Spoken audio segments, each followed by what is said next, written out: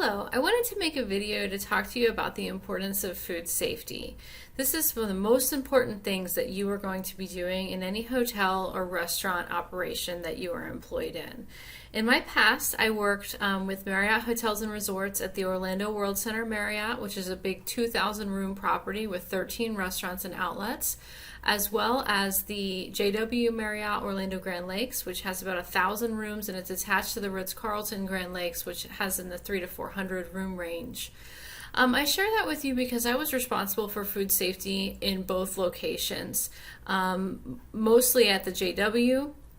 And then when the person that did my job at the Ritz-Carlton was on vacation, I also covered that property as well. And so the reason I share this with you is because it's so important that you make the right decision when it comes to food safety.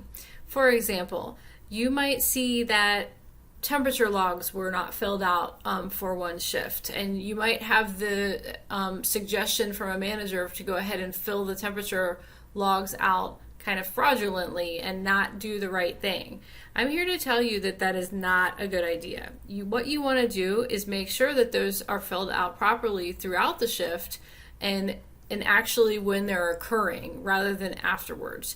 You want to make sure that you're always recording the actual temperature, and if you take corrective actions on an item, for example, if you take a temperature of a chicken breast as it's cooking and it's only to 140 degrees, you want to make sure that you're continuing to cook it to 165 degrees so that it is safe for a customer to consume. The same thing would go with something like a soup. If you have a soup that you take the temperature of and it's 120 degrees, well, if it's been hot holding, meaning it's been sitting there in that soup well all day, and we can't verify the last time the temperature was taken, and if it was above 135 degrees, then the proper thing that we have to do is actually discard that item.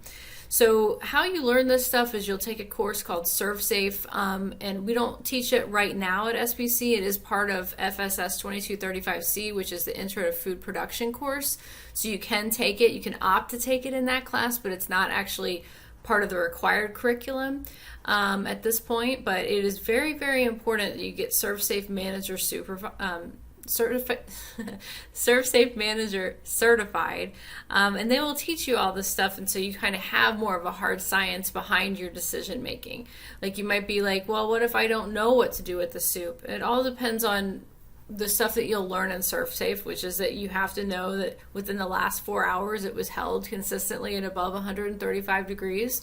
And if you don't know that, or you can't confirm that, then the only choice is to actually discard the product. So the same thing goes for the walk-in cooler. If you come into work one day and the walk-in cooler is out of temperature, and you take internal temperatures of food items and they're 50 degrees or 55 or 65 degrees, especially here in Florida, the only decision is that you actually have to discard that food unless you have someone in the past 4 hours that has actually checked that unit physically and could say that it was within temperature in the last 4 hours. Then you would have the case to actually retain and save that food.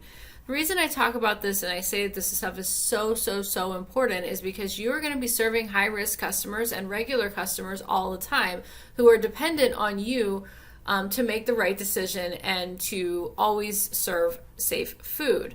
The outcomes of which, if you're not serving safe food, can be up to including death for your patrons. So because you will be serving high-risk populations, which include children below 16 years, according to the CDC, elderly people, compromised immune people, meaning people that are on cancer therapy or HIV patients, pregnant people are considered high risk as well. You will be serving them at all times throughout the day at a regular restaurant, even more so if you're in a nursing home environment. And so what will happen sometimes is you may be in a position to feel pressure, to save that food. And the thing is that you have to do is if you're not sure, the only decision is that you have to discard the food. So, but you got to look at the food code, and you can reference that online. You got to look at your Serve Safe textbook. That's why I say if you take that class and you get one of those textbooks, do not sell it back. Do not get rid of that book. You hold on to it, because it's going to tell you kind of what to do in each sort of situation. I was also in my past an auditor for Steritech Group, which is a third-party auditing company, where I would go in and do kind of a health inspection of a business And it was my job to let them know the outcome of that inspection and what they could do to increase the safety and fix the problems that I saw while I was there on their premises. And it was paid for by their parent companies who outsourced a third-party group of Stereotech to come in and kind of be a neutral party and let them know what their food safety problems were. And it was a great experience, and it really helped me see kind of what it's like to be a health inspector. I wasn't a health inspector for the state of Florida, for example. I didn't do that. I was for a third-party company. But you get the same feeling, meaning anytime you walk into an establishment, people are like, oh, I'm too busy to do this today. Can you come back tomorrow for an unannounced audit? The answer is no. You have to go then unless their company has it set that way in the contract. And the reason I share that is because it's also very, very important to have utmost respect for your health inspectors. So when they come into your operation and you are the manager on duty to walk with them, it's very important that you make them feel welcome. It doesn't matter what you had planned for the day. The health inspection is by far the most important thing that you're going to be doing. So you need to make them feel like what they're saying is a priority. You have your notepad, you're writing notes down, you're asking questions, and especially if you have genuine questions like you don't know the reason that something is what they're saying, you've got to ask and you've got to find out. And that's the only way that you're going to learn. A lot of people clam up and they get really nervous, and then they don't learn anything that they could have learned so much from one of these inspectors or auditors. So it's just stuff that I wanted to share with you from my time in industry. And certainly I will continue for a moment and say that if you're on an inspection and it's not going well, then you have to take corrective action and fix things as you're able to. Meaning sometimes it can happen right there on the inspection. Like say you have a light bulb out in your walk-in cooler, and you know in the office you actually have that light bulb, so you can go and get the light bulb and fix it right in front of the auditor.